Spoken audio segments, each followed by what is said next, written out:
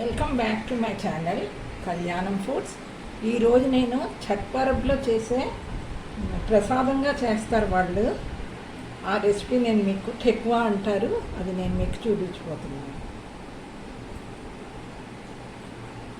ఒక గిన్నె గోధుమ పిండి, గిన్నె మైదా,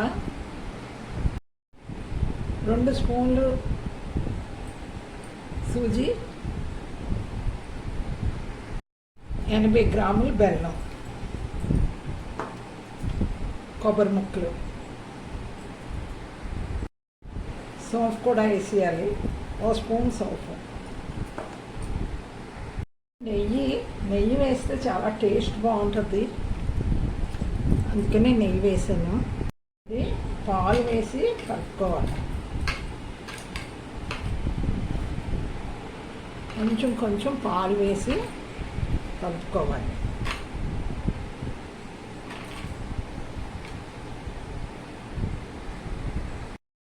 ఈ విధంగా టైట్గా కలుపుకోవాలి. చూడండి, అంత టైట్గా కలిపితే అంత బాగా వస్తాయి ఠెక్వాలు. కొంచెం గట్టిగా తడపాలి. ఇలాగా ఎంత గట్టిగా ఉంటే అంత బాగా వస్తాయి ఠెక్వాలు.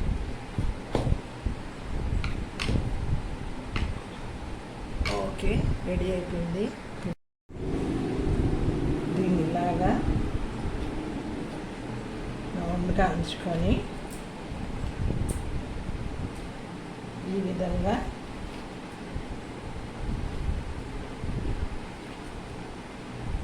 చేసుకోవచ్చు. మీరు ఇలా డిజైన్ చేసుకోవచ్చు.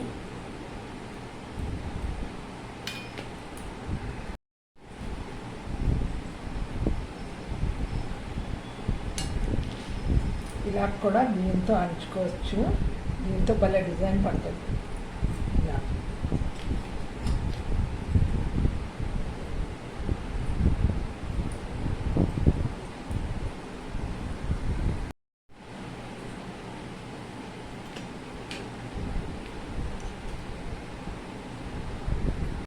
వచ్చిందో.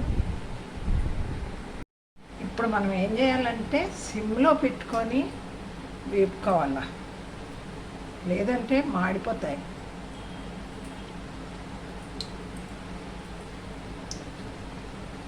సిమ్లో ఇలా పెట్టి ఇలా అన్నీ వేసుకుందాం.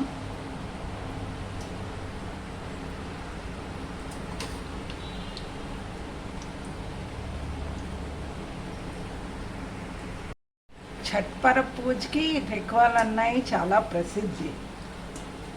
ఈ ఠెక్వాలు ఏందే వాళ్ళకి పూజే జరగదు. ప్రతి వాళ్ళు బుట్టలో తీసుకెళ్తారు ఈ ఠెక్వాలు.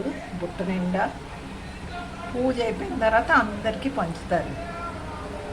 కలర్ వచ్చేటట్టు వేసుకోవాలి.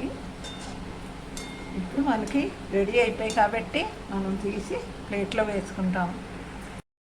ఆకు టైప్లో చేసాను.